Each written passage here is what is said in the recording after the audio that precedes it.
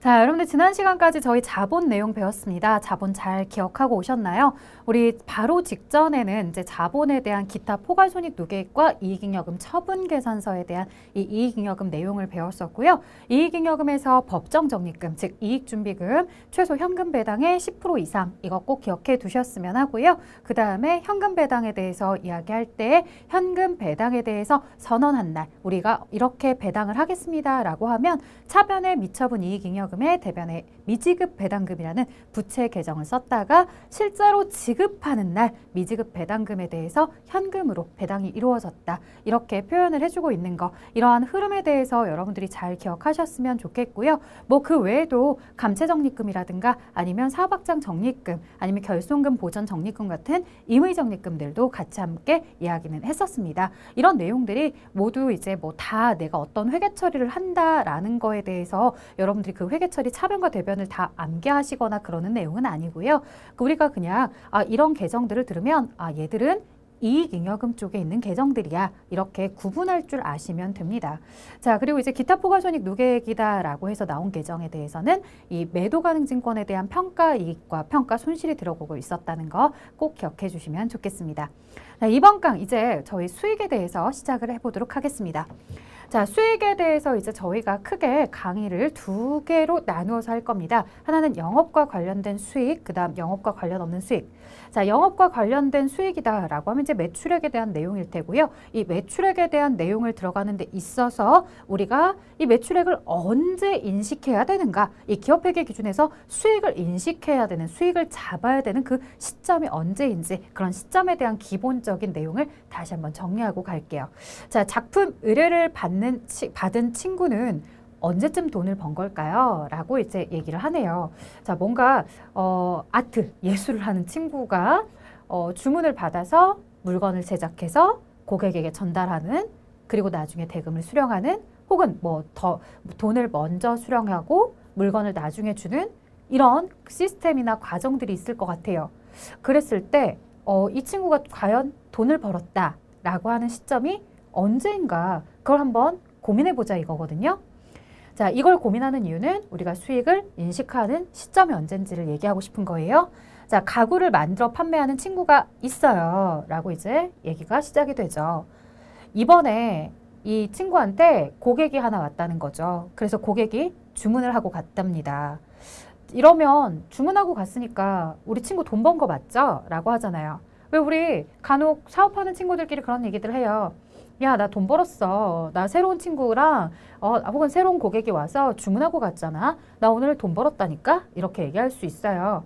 자, 그런데 이렇게 주문을 받은 걸 가지고서 돈을 벌었다라고 얘기하기 회계상 관점에서도 과연 올바른가? 그걸 고민해 보자는 거고요.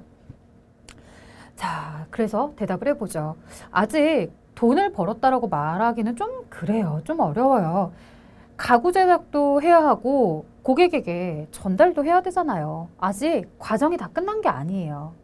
만약에 제작을 하다가 제작이 잘 안 될 수도 있고요.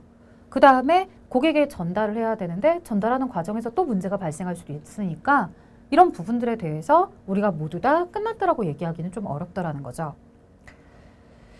그렇긴 한데 돈 다 받았대요. 그러면 돈 번 거 아닌가요? 친구도 아직 자기 돈 아니라고 하고 좀 다들 이상하네? 라고 하는 거예요. 고객이 다 물건이 완성된 다음에 돈을 주고 갈 수도 있지만 사실 지금 상황처럼 제작을 의뢰하면서 물건값을 아예 다 내고 가는 경우도 있어요. 그럼 물건값을 다 받았으니까 회사는 회계상 수익을 인식해도 되지 않겠느냐 이 얘기거든요. 자, 정말 이 상황 괜찮을까요? 여러분들이 아마 앞에서 배웠던 재고자산 파트라든가 이쪽에서 배웠던 내용에 의하면 아직은 내 재고라고 해야 될 것 같은데 아직은 팔았다라고 얘기하기 어려운 것 같은데 약간 좀 이런 기분이 이런 느낌이 들 거라고 생각합니다. 자, 정확하게 언제 매출로 잡아야 되는지는 이제 본격적으로 이야기해 볼게요.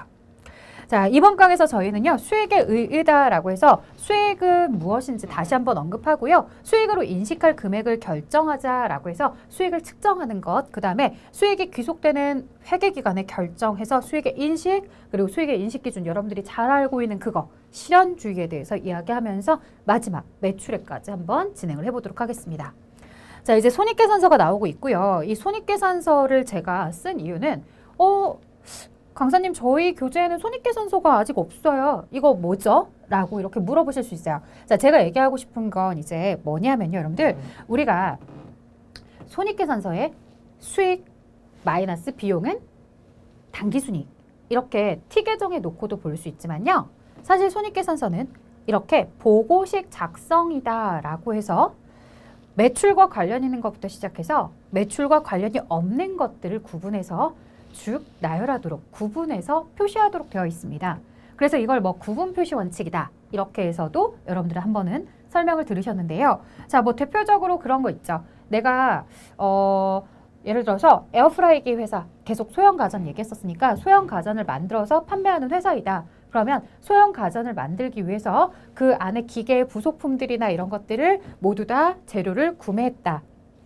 그리고 구매한 재료를 가지고서 열심히 일을 해서 내가 완성을 시켰다. 그러면 그 에어프라이기를 제작할 때 들어가는 제조 원가라는 게 있었을 것이다. 제조 원가를 가지고서 이제 우리가 그 물건을 판매하게 되면 그 판매에 대한 거는 바로 매출 원가라고 부를 거다. 자, 내가 에어프라이기를 제조할 때 제작할 때의 원가는 5만 원이었고요. 이걸 고객에게 판매할 때는 10만 원에 판매했다라고 한번 가정해 보도록 할게요. 그러면 에어프라이기를 판매하고서 고객한테 받아야 되는 돈은 10만 원입니다. 이렇게 얘기를 할 수 있겠죠. 자, 판매하고 받는 돈 10만 원인데 이에 대해서 원가가 얼마짜리였느냐라고 한다면 그거요. 제작할 때 들어가는 제조원가가 5만 원이었고요. 그 제조원가는 이제 판매가 되었기 때문에 매출원가라고 부를 거예요. 원가 5만 원짜리를 만들어서 10만 원에 매출을 한 거죠. 고객들은 나에게 10만 원씩 사가는 거예요. 나는 10만 원이 회사에 들어올 거죠. 자, 10만 원에서 5만 원의 원가를 차감하면 남는 5만 원이 바로 매출을 통해서 얻어지는 전체 이익이다. 그래서 매출 총 이익이라고 하죠. 여기까지는 재고자산에서도 자주 보셨습니다. 자, 여기에다가 이제 뭐를 하겠어요? 직원들 월급도 줘야 되고요. 그 다음 직원들과 식사도 할 수 있고요. 그 다음에 우리가 점포, 판매장이나 이런 곳에 월세나 수도요금, 전기요금을 내겠죠. 혹은 거래처 사장님과 만나서 밥도 먹어야 돼요. 이런 비용들이 얼마만큼 발생했냐라고 했더니요. 15,000원만큼 발생을 했대요. 자, 15,000원 발생을 하게 되면 이제 35,000원이 나오게 되고요. 여기까지가 바로 영업이익입니다. 우리가 영업활동에서 얻어진 이익이다 라고 해서 영업이익이라고 하는데요.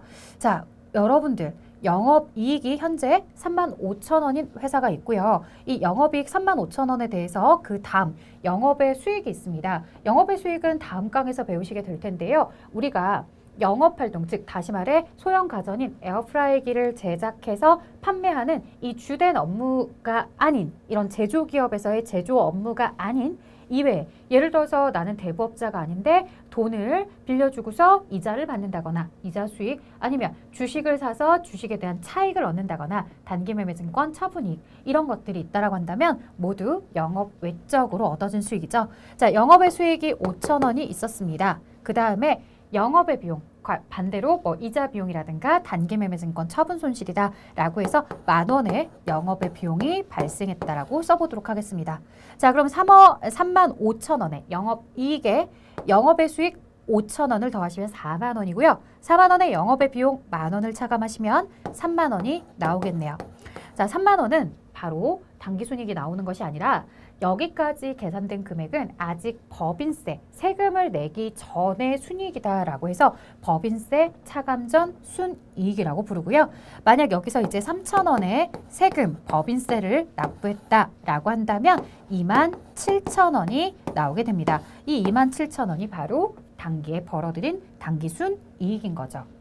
자, 여기서 수익에서 여러분들 비용을 차감해서 단기 순이익을 얻었다라고 하는 개념 속으로 들어가 보면요. 수익은 지금 보시는 것과 같이 매출액, 영업수익과 그 다음에 이 영업 외적으로 얻어지는 영업 외 수익 두 가지를 더해서 이야기를 해줄 수 있겠고요. 자, 이제 비용이다 라고 하는 부분에서는요. 지금 보시는 것처럼 이렇게 괄호 안에 넣어 놓은 거, 얘도 사실은 괄호로 표현해도 상관없습니다.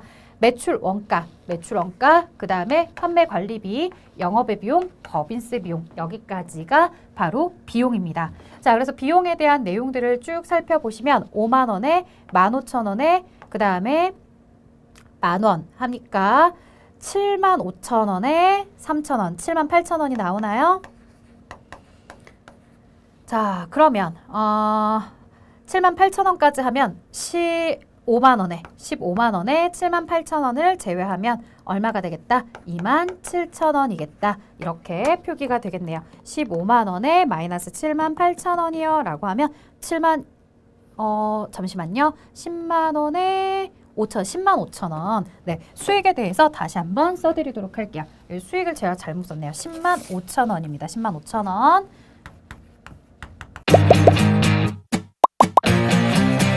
에듀윌 유료 회원만의 남다른 서비스.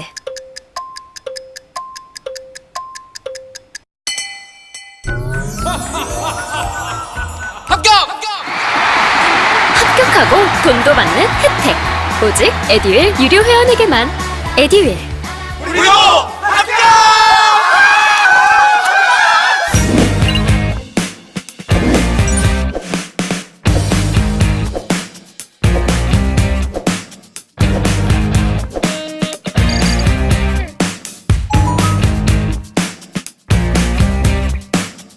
자, 매출액 10만 원에 이자 수익 해서 5천 원 있었죠? 10만 5천 원. 자, 그러면 10만 5천 원 마이너스 우리 비용 7만 8천 원 이렇게 차감하시면 2만 7천 원의 당기순이익이다라고 표현을 해주실 수 있겠죠.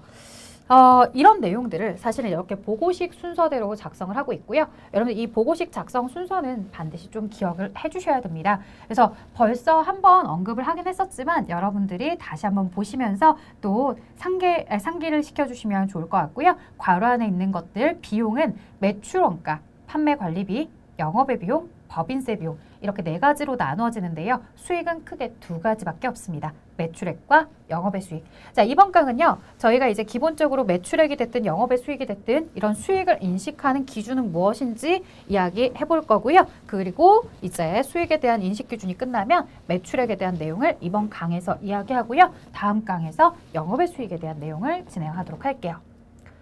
자, 그래서 매출액과 영업의 수익을 저희는 배울 겁니다 라고 체크를 해드렸고요. 이제 수익에 대해서 조금 더 자세하게 들어가 보도록 할게요. 대가를 현금으로 받았다. 그러니까 우리가 상품을 매출해요. 그러면 대변에 상품. 자, 뭐 이런 경우들이 있을 거예요. 내가 상품을 만들었는데 사실 이걸 판매할 때 10,000원에 팔고 싶었어 라고 이야기하죠.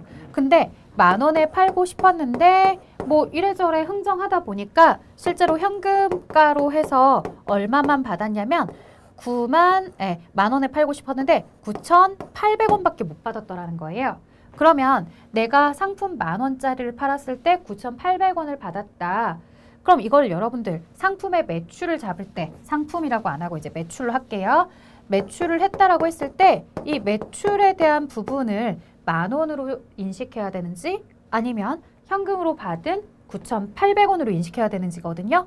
자, 대가를 현금으로 받은 경우에 수익은 뭘로 인식하는 거래요? 그 받은 현금의 액수로 인식을 하는 거래요. 그러니 여러분들 회사가 처음에 만들었을 때에는 10,000원으로 팔아야지 라고 했을지라도 내가 실제 고객에게 받은 현금이 9,800원이라고 한다면 그 매출은 9,800원만 매출이 되는 거다. 왜? 현금으로 대가를 받았다면 현금에 대한 부분만 매출이 잡히는 거죠. 자, 근데 매출을 하는 데 있어서 우리가 9,800원 이렇게 현금으로 받는 경우도 있지만 뭐를 받는 경우도 있냐면요. 내가 이렇게 상품이나 제품을 매출하면서 대가를 현금 이외의 자산으로 받는 경우도 있습니다. 예를 들어 매출을 했는데 나한테 상대방이 뭘 줬냐면 예를 들어 계산기를 줬더라. 아니면 뭐 컴퓨터를 줬더라. 아니면 책상을 줬더라. 이렇게 비품을 얻게 된 거예요. 그러면 내가 제공한 물건에 대해서 매출을 잡을 때 이 매출을 얼마로 잡아야 되느냐라고 하는 건데요. 지금 보시다시피 취득한 자산이에요. 내가 준 자산이 아니라 내가 지금 받은 자산이에요. 내가 받은 자산의 현재 시가를 보라고 합니다.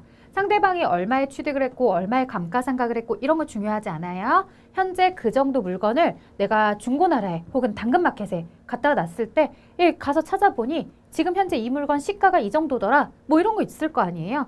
저 이제 여러분들한테 이해하기 쉬우시라고 뭐 중고나라다 당근마켓이다 얘기했지만 어쨌든 그렇게 현재 시중에 거래되고 있는 공정가치 시장 가격이라는 것이 있을 거다. 그 시장 가격, 공정 가치로 내가 만약에 지금 받아온 비품이 3만 원짜리 가치의 비품이라고 한다면 내가 판매한 상품의 매출, 수익도 얼마만 인식할 수 있는 거다? 3만 원을 인식할 수 있는 거다. 자, 이제 정리해 볼게요. 물건을 매출했어요. 돈으로 받아요. 그 받은 돈이 매출이에요. 그 다음에 매출에 대한 수익 인식 금액. 그 다음에 물건을 팔았어요. 근데 돈 대신 다른 물건이 들어왔어요. 그 물건, 내가 받은 물건의 공정가치입니다. 자, 그런 부분들 기억해 주시고요. 그 다음에 상품이나 제품을 판매한 후에 애누리가 있었대요. 즉, 하자가 있어서 깎아줬대요. 그 다음에 반품이 돼서 돌아왔대요. 그러면 매출했는데 환입이 된 거죠. 애누리는 하자가 있어서 깎아주는 것은 매출 애누리고 그 다음에 일찍 갚아서 깎아줬어요. 조기 회수라고 늘 얘기하죠. 자, 언제까지 갚아도 좋아. 근데 언제까지 갚으면 몇 프로 깎아줄게. 이런 식으로 조기에 회수 약정을 걸어놔서 실제로 조기에 대금을 회수해서 우리가 물건에 대한 대금을 깎아주게 되면 매출 할인이죠. 그래서 매출과 관련된 매출 애누리, 그 다음에 매출 환입, 그 다음 매출 할인은 모두 다 매출액을 결정하실 때 차감하는 항목이라는 거. 그 부분을 꼭 기억해 주세요. 자, 이제 수익이 귀속되는 회계기간의 결정이다 해서 수익의 인식, 실현주의다라고 이야기하죠. 우리가 실현주의다라고 하기 때문에 현금을 실제로 받은 상황보다는 무언가 우리가 기준을 정해놓고요. 그 기준에 대해서 도달하면 실현이 된 것으로 보고서 수익으로 인식할 수가 있는 거죠. 자, 예를 들어 기업회계 기준이다 라고 하면 판매 기준이나 인도 기준의 수익을 인식합니다. 자, 여러분들 교재에도 있을 거예요. 중간쯤에 이 수익의 인식에 기업회계 기준에 의해서는 판매 기준 또는 인도 기준의 수익을 인식 시점으로 채택하고 있다. 그 부분 밑줄 꼭 치세요. 자, 이 부분은 반드시 강조해야 돼요. 제가 노란색으로 색칠하지는 않았지만 이 부분이 꼭 중요한 게요. 너무 당연해서 사실 노란색으로 치긴 그랬는데 우리 앞에서부터 재고자산 때부터 얘기했었어요. 재고자산에서 언제 내 재고자산에서 제거를 해야 되느냐라고 했을 때 물건이 상대방에게 인도가 되었을 때 나에게서 빠져나갔을 때 판매가 되었다라고 봅니다. 라고 하죠.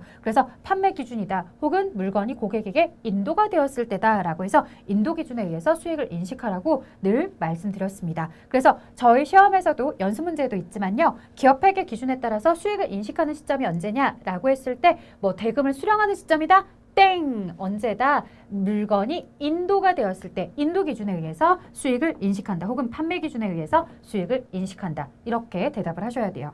자, 그러다 보니까 주의할 점도 있었어요. 재고자산 파트에서 이미 여러분들은 배우고 오셨기 때문에 저희 지금 수익책 파트 안에서는 내용 설명이 없는데요.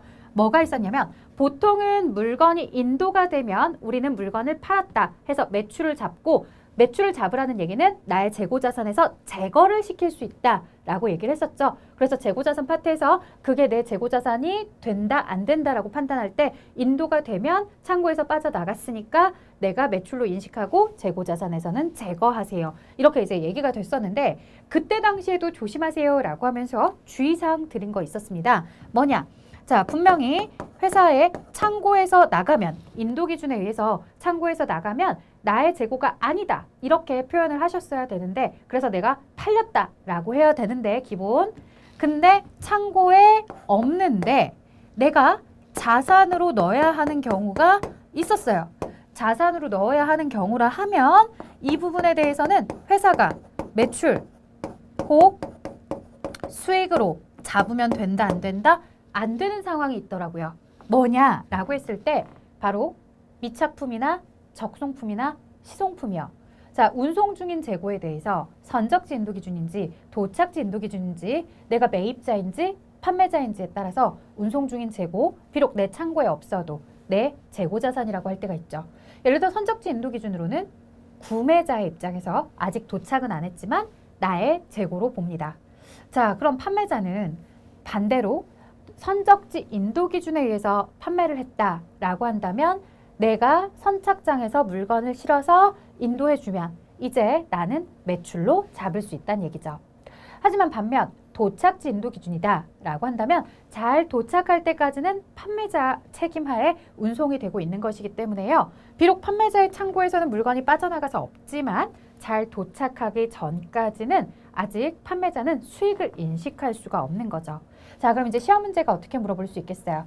우리 회사가 목적지 인도 조건 혹은 도착지 인도 조건으로 물건을 판매하고 있습니다. 그런데 이 물건이 판매되는 부분에 대해서 회사는 수익을 잡았지만 아직 운송 중에 있습니다 라고 하는 거예요. 자, 수익을 100만 원을 잡았는데 목적지 인도 조건으로 판매하는 물건에 대해서 30만 원어치가 있고 이 부분이 아직 도착하지 않았음에도 불구하고 매출액에 잡혀 있대요. 어떻게 하셔야 돼요? 그럼 실질적인 매출은 아직 도착하지 않은 부분을 제외하고 70만 매출이다. 이렇게 수익을 인식할 수 있는 건 70이다 라고 말을 해줘야 되는 거죠.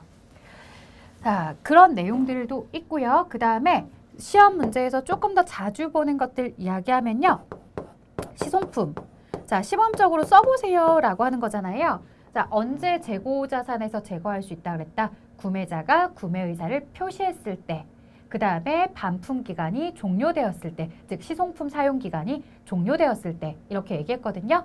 자, 그때 재고 자산에서 제외할 수 있다는 건 그때 내가 매출로 인식할 수 있다는 거예요. 시송품에 대해서는 언제? 구매자가 구매 의사 표시를 했을 때, 아니면 반품 기간, 즉 시송품에 대한 사용 기간이 종료가 되었을 때 나는 똑같이 매출 잡을 수 있죠.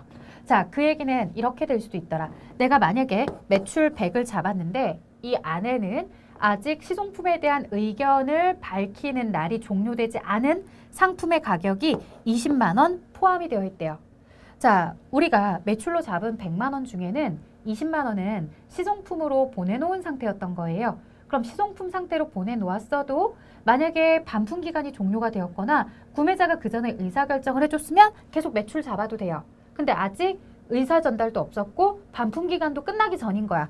이런 것들은 수익으로 잡으면 안 되겠죠? 그래서 실질적인 수익은 80만 수익이다. 이렇게 표현을 해주셔야 되겠고요. 또 하나는 뭐냐면 적송품이요. 즉 위탁 판매였는데요. 이 적송품 위탁 판매는 위탁자 창고에서는 분명히 재고가 나갔죠. 하지만 매출 잡지 않아요. 언제 잡아요? 수탁자가 팔았을 때 매출 잡아요. 그래서 혹시라도 우리 회사가 매출을 100으로 잡았는데 현재 수탁자가 판매하지 못한 상품이 20만 원어치가 있다는 걸 보고받았다 라고 한다면 아, 그래, 수탁자가 판매하지 못한 건 매출 잡으면 안 되지. 차감하고 실질 매출은 80. 이렇게 대답을 해주셔야 된다는 얘기입니다. 3개요? 완전 초보였죠. 그것도 생초보. 퇴근하고 에듀윌 강의 들으면서 한 2달 정도 공부했던 것 같아요. 그래서 제가 세운 목표는 강의를 한번 다 듣고 기본기를 만든 후에 기출문제를 풀자 이거였거든요. 강의만 들어도 그 안에 기출문제로 그날 배운 내용 적용해서 풀어보는 거라 공부하는 데 도움이 많이 됐어요. 에듀윌은 합격이다! 자, 이런 이야기들까지도 같이 여러분들이 정리를 해주시면 너무너무 좋을 것 같아요. 자, 일단 우선 가장 기본형부터 뭐부터 기억해라? 기업회계 기준은 기본적으로 판매 기준, 인도 기준에 의해서 우리는 수익을 잡도록 하고 있다. 예외적으로 적송품이나 시송품 같은 경우에는 예외적인 경우도 있지만 원칙은 판매 기준 혹은 인도 기준에 의해서 수익을 인식하는 거였죠. 자, 그 다음에 실현주의 갈게요. 2가지 동시에 만족될 때 수익을 인식하세요 라고 하는데 무슨 얘기인가 했더니 수익 획득 과정이 완료되었거나 아니면 실질적으로 거의 완료되었을 때 이때 수익을 인식하라는 얘기예요. 그러니까 돈 받았을 때가 아니라는 거죠. 수익 획득 과정, 예를 들어 용역 서비스를 제공한다라고 한다면 뭐 공연을 제공하는 이런 배우들 같은 경우에는 공연 티켓을 팔았을 때 수익을 인식하는 것이 아니라 공연이 드디어 이제 시작이 되는 거죠. 그럼 관객이 입장을 하고 혹은 입장을 하지 않았어도 그 약속된 날짜, 약속된 시간에 공연이 짠 시작을 하면 드디어 수익을 인식할 수 있는 시점이 되었다라고 보는 거죠. 자, 이렇게 획득 과정이 완료되었거나 실질적으로 거의 완료가 되었을 때 수익을 인식한다라는 거고요. 또 하나, 수익 획득 활동으로 인한 현금 또는 현금에 대한 청구권을 합리적으로 측정할 수 있을 때, 그러니까 예를 들어서 우리가 꼭 동전이나 지폐 같은 현찰로만 대금을 회수하는 것이 아니라 뭐 예를 들어서 당좌수표 같은 거 받았다고 칩시다. 그럼 그 당좌수표도 은행 가면 현금으로 바꿀 수 있는 거잖아요. 이런 현금 청구권을 얼마인지 그 수표 안에 적혀있는 금액을 그대로 우리는 확인하고서 수익을 얼마로 기록할 수 있는지 알잖아요. 이 두 가지 상황상 수익의 실현 요건이 확실해져야 되겠고요. 그리고 액수도 확실하게 정해졌을 때 이 두 가지가 동시에 다 만족하면 우리는 수익으로 인식을 합니다. 자, 이제 매출액으로 넘어가서 이야기를 좀 나눠보도록 할게요. 여러분 이제 매출액이다라고 하면은 매출에 대해서 보통 인식을 할 때요. 은행은 이자 수익이 주된 매출이겠죠. 은행은 사실은요, 여러분들 예금 고객을 많이 받길 별로 원하지 않아요. 예금 고객들을 물론 많이 받으면 그만큼 장전된 총알이 많아지니까 좋긴 한데 예금 고객들한테는 별로 이자 주는 거에 대해서 많이 주지 않죠. 요즘은 뭐 제로금리 시대다라고 해서 그 한국은행이 제정한 이자율이 아마 0.5%인가 그럴 거예요. 그 얘기는 내가 100만 원에 대해서 맡기면 0.5%에 해당하는 만큼인 5천 원밖에 이자가 안 된다라는 거잖아요. 그것도 1년에. 그래서 이제 은행은 나한테 내가 100만 원의 돈을 맡기면 이만큼 이자를 주는데 그건 이제 은행 입장에서는 나가는 비용이겠죠. 자, 그러면 이렇게 고객들이 자금을 유치한 걸 가지고 은행들은 막 이렇게 막 싸놓고 있나요? 그렇지 않아요. 은행은 이렇게 고객들이 맡기고 간 예금을 가지고서요. 이걸 돈이 필요한 사람, 즉 대출을 받으러 온 사람에게 돈을 빌려주죠. 빌려줄 때 어떻게 빌려주겠어요? 이자를 받으면서 빌려주죠. 요즘 이자 여러분들 몇 프로일 것 같으세요? 저도 그렇게 이자가 저렴한 편은 아니었어요. 제가 그냥 단순하게 잠시 신용대출을 받은 적이 있었는데요. 제가 저렴하게 저희 은행과 아주 오랜 동안 거래를 하셔서 6.5%의 이자만 받겠습니다. 뭐 이러는 거예요. 6.5%요? 얼마 안 되는 것 같지만 엄청 많은 거였어요. 자, 내가 그 은행에다가 돈을 맡긴 게 분명히 있거든? 근데 내가 예금한 거에 대해서는 0.5%밖에 이자 안 주더니 자기들은 6.5%씩 가져가겠다는 거예요. 많이도 가져가네요. 이랬는데 자, 어쨌든 은행 입장에서는 이렇게 누군가에게 자금을 대여해주고 대여한 사용료만큼에 대해서 이렇게 시간에 대해서 이자 수익으로 얻어지게 되죠. 그러니 은행 입장에서는 주택에 대출해주고서 이에 대한 이자를 얻는 부분, 이걸 주된 그 회사의 매출일 겁니다. 자, 그래서 이렇게 이제 여러분들이 연결을 시켜보시면 되겠고요. 제조기업은 주택에 자신이 제작한 제품을 판매해서 얻어지는 수익이겠죠.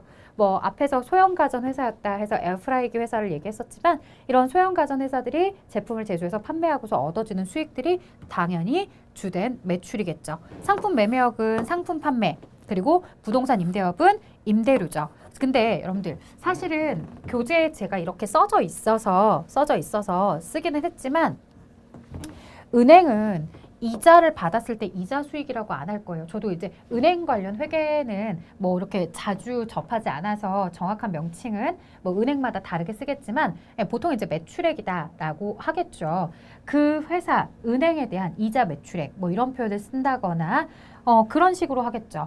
제가 말하고 싶은 건 이거예요. 저희가 주로 접하는 회사들은 제품이나 상품에 대해서 이렇게 제조나 도소매 업종을 주로 만납니다. 도소매 업종들은요. 이자 수익은 어디에 속하게 되는 거냐면 도소매 업종이 돈을 빌려주고서 이자를 받는 행위가 주된 영업활동은 아니잖아요. 이 부분 영업 외 수익입니다. 또 하나. 자, 부동산 임대업에서 월세를 받으면 임대료라는 수익이 생긴다고 했잖아요. 근데 사실 수입, 임대료 이렇게 표현을 해준다거나 임대료, 수익 뭐 이렇게 표현을 좀 해주고요. 그냥 단순하게 임대료다 이렇게 표현을 쓰게 되면 제조기업이나 도소매업도 자신이 소유하고 있는 회사 건물을 누군가에게 임대하고서 수익을 얻을 수 있어요. 그래서 단순하게 임대료라고만 표현을 하면 사람들은 영업의 수익으로 오해할 수 있습니다. 왜? 제조나 도소매업은 임대료가 영업의 수익이기 때문에요. 그래서 여러분들 시험에 만약에 뭐 주된 수익이 아닌 영업 왜 수익이 무엇이냐라고 했을 때 그 보기에 이자 수익이라든가 임대료 이런 것들 등장할 수 있더라. 그러면 특정하게 문제에서 이 회사는 금융업입니다. 이 회사는 부동산 임대업입니다. 라고 하지 않는 이상은요. 임대료라는 계정이라든가 이자 수익에 대해서는 영업의 수익으로 좀 해석을 해주셔야 되는 여지가 있어요. 관련된 연습 문제 풀어보시면 여러분들 도움이 될 거고요. 자, 그 다음 계속해서 이제 좀 더 보도록 할게요. 그래서 부동산 임대업에 대해서 수익에 대해 주된 매출 수익으로 이렇게 집계를 하고 싶다라고 한다면 수입 임대료 혹은 임대료 수익 이런 식으로 많이들 언급해서 주기는 합니다. 자, 각종 업종에 따라서 주된 우리가 생각하는 수익이라는 게 규정된 게 없더라. 그 업종이 어떤 업종인지에 따라서 수익은 우리가 생각했을 때 주된 영업 관련 수익이 될 수도 있고 제조기업 입장에서는 이런 영업 관련 수익이라고 느꼈던 은행의 이자 수익과 달리 이 제조업 입장에서는 영업의 수익이 될 수도 있는 거다라고 어떤 업종인지 기준이 중요하다라고 말씀드렸습니다. 자, 매출에 대한 회계처리인데요. 뭐 현금 판매 시, 외상 판매 시 이렇게 두 가지를 나눠놨는데 특별하게 나누는 게 큰 의미는 없어요. 대변의 매출, 대변의 매출. 왜냐면 수익의 발생은 대변이니까 대변의 매출 잡고요. 현금으로 팔면 그냥 현금 쓰시면 되는 거고 외상으로 매출하면 매출 채권 이렇게 쓰시면 되는 거겠죠? 자, 보도록 할게요. 안 썼구나. 자, 제가 그럼 직접 쓸게요.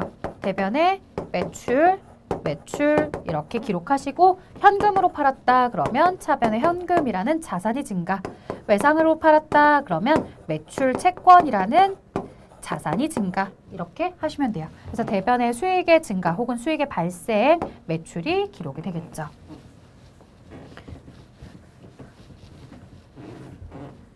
자, 그 다음에 이제 매출의 인식 시점 들어가도록 할게요. 원재료를 구입하고 생산이 완료되기까지 생산을 진행하는 중인 거잖아요.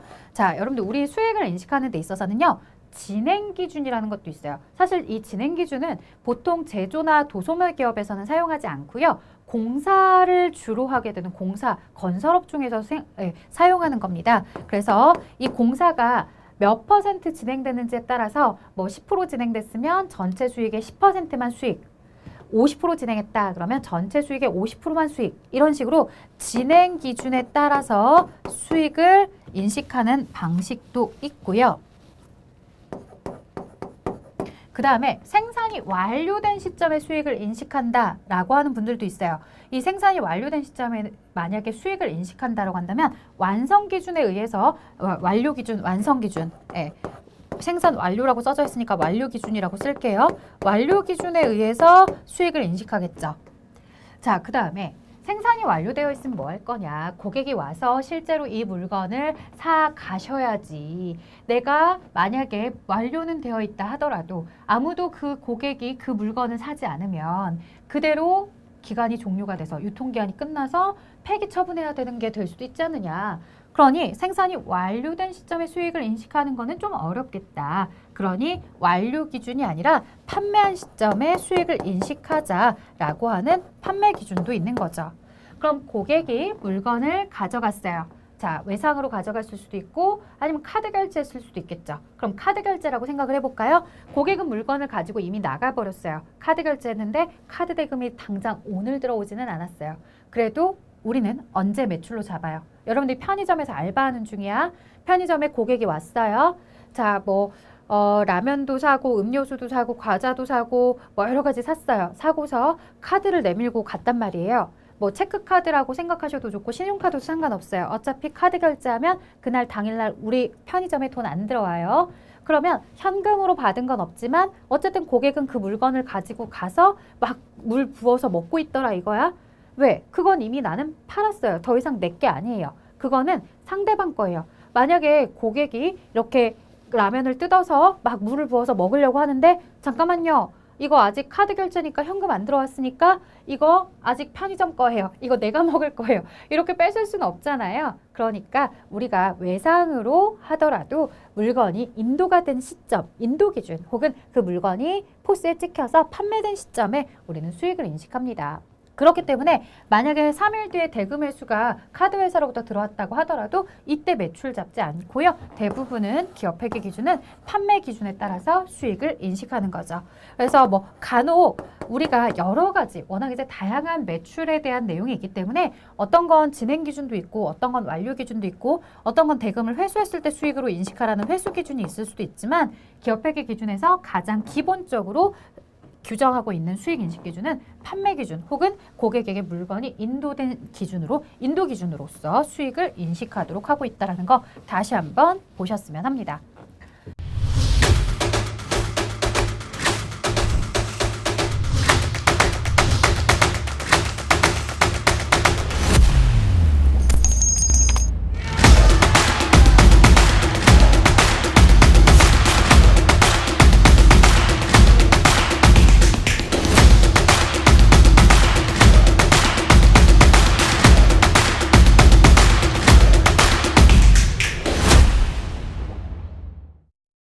자, 진행 기준, 완료 기준, 판매 기준, 회수 기준까지 보았습니다. 자, 그 다음에 이제 판매 시점에 수익을 인식한다라고 해서 판매 기준 보고 오셨는데요. 진행 기준에 대해서도 잠시 언급을 했었죠. 주문을 받고서 생산이 완료될 때까지 그 공사가 진행됨에 따라서 수익을 인식하는 이런 건설 공사들에 대해서 진행률을 가지고서 수익을 인식하는 거고요.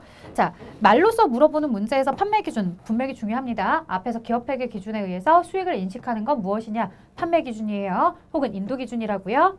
근데 여기 진행 기준에 대해서도 중요한데요. 진행 기준은 뭘로 좀 주의하셔야 되냐면 얘는 말로 묻는 문제 잘 안 나와요. 계산형에 잘 대비하셔야 돼요. 계산형. 그래서 계산형에 대비하기 위해서 뒤에 예제 문제도 있으니까요. 공사가 진행될 때마다 수익을 어떻게 인식하면 좋을지 한번 보도록 할게요. 다음 공사와 관련해서 매년 인식할 공사 손익을 계산하시오라고 되어 있고요. 지금 보시는 것처럼 공사 기간 3년짜리 계약 금액 9천만 원짜리예요. 그리고 공사 예정 원가는 7,500. 공사는 매년 3분의 1씩 진행된대요. 예를 들어 3층짜리 건물이라고 한번 생각을 해볼게요. 3층짜리 건물이었어요. 자, 1층, 2층, 3층 이렇게 완성시킨다고 봅시다. 물론 여러분들이 이제 주변의 공사장을 가다 보면 기본적으로 뼈대를 먼저 올리고 두 번째 내실을 구성하고 그 다음에 세 번째 나머지 이제 나머지 잔업을 하겠죠. 물론 건물은 그렇게 지어집니다. 근데 우리 편의상 그렇게 안 하고요. 그냥 한 층, 한 층, 한 층 이렇게 지어진다라고 한번 볼게요. 그러면 건물에 대해서 3분의 1층 첫 번째 연도에 설마 여기부터 완성하진 않겠죠. 1차 연도에 1층 건물이 완공이 되었어요. 혹은 진행 중이라고 해야 되겠죠. 아직 왜냐하면 전체 3층까지 지을 거니까 1층까지만 작업이 끝났어요. 1층까지 작업이 끝났을 때 들어가는 원가가 얼마냐라고 해서 물어보니까 2,500만 원이 들어갔대요. 그 다음에 여기 다음 연도에 추가적으로 또 3분의 1이 진행이 되었대요. 그럼 3분의 1 진행될 때 들어간 원가가 얼마야? 그랬더니 2,500이 들어갔대요. 자, 그 다음 연도에 또 공사를 진행했겠죠. 3년짜리 공사니까. 이제 마지막 3층까지 지어져 있대요. 들어간 원가가 얼마야? 그랬더니 2,500이래요. 그래서 전체 7,500에 대한 원가가 발생했고 건물은 완성이 되었다는 거예요.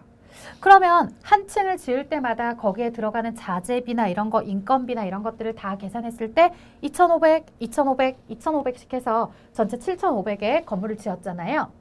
그럼 수익은 언제 인식하냐 이거예요. 돈 받을 때 만약에 여기서 50% 받았고 2차년도에 받은 거 없고 마지막 3차년도에 완성하고서 나머지 50%를 받았다? 그럼 이때 수익 이렇게 인식하는 거다? 아니라는 얘기예요. 진행 기준에 의해서 진행이 될 때마다 수익을 인식하시면 된다는 거예요. 쉽게 말하면 3분의 1, 3분의 1, 3분의 1씩 진행을 하니까 저 9천만 원도 얼마씩 첫 번째 연도에 9천만 원의 3분의 1인 3천만 원. 두 번째 연도도 3천만 원. 세 번째 연도도 3천만 원. 이렇게 수익을 인식하시면 된다는 얘기였어요. 자, 근데 이렇게 인식을 하고서 전체 9천에 대한 수익이 이렇게 났습니다. 라고 얘기를 할 텐데, 자, 그러면 이익은 얼마일까요? 자, 전체 공사 수익 어차피 매년 똑같이 3분의 1씩이니까 원가도 3분의 1씩 똑같이 발생했고요. 수익도 3분의 1씩 똑같이 인식을 한 상태이죠. 그럼 공사 수익은 3,000에 공사 원가는 2,500. 그래서 매년 얼마씩? 500의 이익씩 인식을 하는 거죠. 결국에는 전체 금액 9,000에서 7,500의 원가 전체를 차감한 1,500의 이익이 500, 500, 500씩 3년에 걸쳐서 이렇게 똑같이 인식을 하게 된다는 얘기예요. 왜? 공사를 매년 3분의 1씩 진행했다고 하니까. 자, 그럼 이제 여러분들 지금 저희 수익 파트를 배우고 있잖아요. 물론 공사 비용과 이익 중요하겠죠. 근데 공사 비용과 이익보다 실제 질문은 이 수익이 얼마입니까에 많이 포커스를 맞추고 있고요. 그 수익은 지금 보시는 것처럼 매년 똑같이 9천만 원에 3분의 1, 3분의 1, 3분의 1씩 해서 3천, 3천, 3천이고 비용도 똑같이 공사 원가 2,500, 2,500, 2,500 이렇게 3등분해서 비용이 발생했고 이익도 똑같이 3분의 1씩 500, 500, 500 이렇게 기록이 되는 걸 확인해 볼 수 있습니다. 자, 저희 이제 학습 정리다라고 해서 내용이 나와 있는데요. 사실 학습 정리하기 전에 여러분들께 하나만 예를 더 들어보도록 할게요.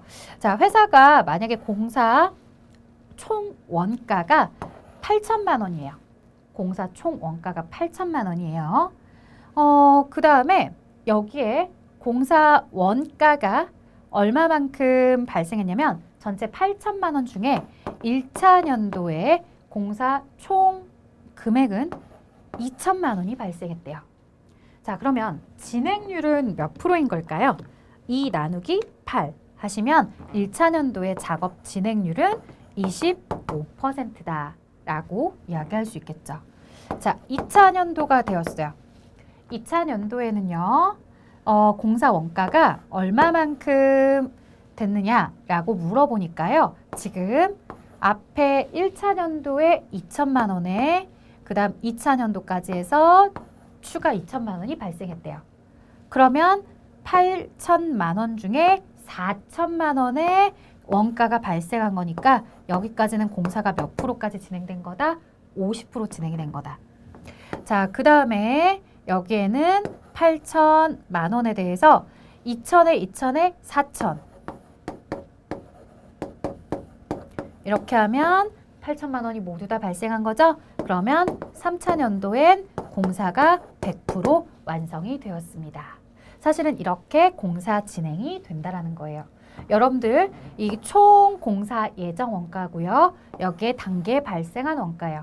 이게 총 공사 원가고요. 그 다음에 단계에 발생한 원가예요. 이렇게 전체 원가 중에 발생 원가만을 가지고서 여러분들은 작업이 몇 프로까지 진행이 되었는지 여러분들이 수익을 인식하실 때 작업 진행률을 판단할 때 이렇게 작업 진행률을 판단할 줄 아셔야 합니다. 그 다음에 만약에 공사가 이렇게 되었다고 해볼게요. 1차 년도, 2차 년도 이렇게만 되었다고 한번 가정을 해볼게요. 자, 1차 연도에 8천만 원 중에 4천만 원의 원가가 발생했고 2차 연도에는 모두 완성을 했고요. 만약 이 회사가 전체 공사 수익, 자, 전체 수익에 대해서 물어보니 1억 원이 이 공사 관련 수익이었대요. 자, 그러면 1억 원에 대해서 첫 번째 년도 수익을 인식할 금액은 얼마겠어요? 진행률에 해당하는 만큼 50%. 그래서 첫 번째 년도에 5천만 원의 수익이 났다라고 얘기해 주시면 되는 거고요. 그럼 2차 년도에는 얼마만큼 하시면 되겠어요? 1억 원에 대해서 100% 작업이 진행되었으니까 2차 년도의 수익은 1억 원일까요? 아니죠. 전체 수익이 1억이에요. 전체 수익 1억 원 중에 전체 수익 1억 원 중에 이미 1차 년도에서 5천만 원까지 수익을 인식했죠? 자, 그러면 100% 진행된 것 중에 이미 전년도에 5천만 원 수익을 인식했으니 당해년도, 즉 두 번째 년도의 수익은 나머지 5천을 이렇게 인식해주면 되는 거죠. 자, 이런 식으로 공사 수익은요, 전체 공사 용역대금 수익에다가 거기에 진행률을 곱하시고요. 만약에 두 번째 연도를 물어본 경우는 없었지만 두 번째 연도를 물어봤다면 1억 원에서 전체 100% 공사가 완성이 되었는데 이전의 수익을 5천만 원 인식했으니 이전에 인식했던 수익을 뺀 나머지 차액만 당해연도의 수익이다라고 하겠죠. 자, 근데 나중에 제가 얘기 들었던 두 번째 연도는 안 물어보고요. 이 첫 번째 연도는 물어봐요. 전체 수익 알려주고 공사에 대한 전체 원가와 당해연도 발생된 원가를 알려주시면서요. 여러분들이 진행률이 얼마인지를 고르는 문제 유형 하나, 그 다음 진행률을 선택하고 나서 그에 대해서 수익이 얼마가 나는지를 아는 문제 또 하나 이렇게 나오죠. 자, 그래서 여러분들 진행률 그리고 수익을 계산하는 방법 여기까지는 꼭 기억해 주셔야 됩니다. 자, 저희 이번 강에서는 간단하게 수익이 무엇인지 그래서 손익계산서 보고식 작성 순서대로 해서 영업수익인 매출액과 그 다음 영업의 수익을 구분해서 보았고요. 실현주의라는 아주 당연한 이야기들도 배우셨고요. 그 다음 판매 기준이다, 진행 기준이다 설명하면서 진행 기준에서는 용역과 관련된 공사 수익을 계산하는 방식, 계산형 문제 꼭 대비하시라고 했습니다. 자, 여기까지만 언급을 했지만요. 사실 여러분들 수익을 인식하는 데 있어서는 실현주의라는 기준 말고도 발생주의라는 개념이 있습니다. 이 발생주의 개념에 의해서 수익과 비용 모두 다 당해년도에 해당하는 것만큼만 손익계산서의 수익으로 들어가죠. 그래서 만약에 내년도 수익을 먼저 받아온 경우라면 그 부분은 선수수익으로 부채 인식하는 거 있었고요. 혹 내가 받지 못한 수익이 있었다라고 하더라도요. 대변의 수익 계정을 인식하시면서 차변의 미수수익이다 라고 해서 이렇게 당해년도에 발생했다면 우리가 이자 수익이라든가 수익을 인식할 수 있도록 하는 내용도 같이 배워두셨습니다. 자, 실현주의만 여기 책에 있지만 발생주의 개념도 굉장히 중요하고요. 사실 이 부분은 뒤에 결산 파트에서 다시 한번 언급할 거라 저희 책에 잠시 빠져있는 것 뿐이지 중요한 내용은 맞습니다. 자, 여기까지 진행할 거고요. 저는 다음 강에서 영업의 수익 하도록 할게요. 수고하셨습니다.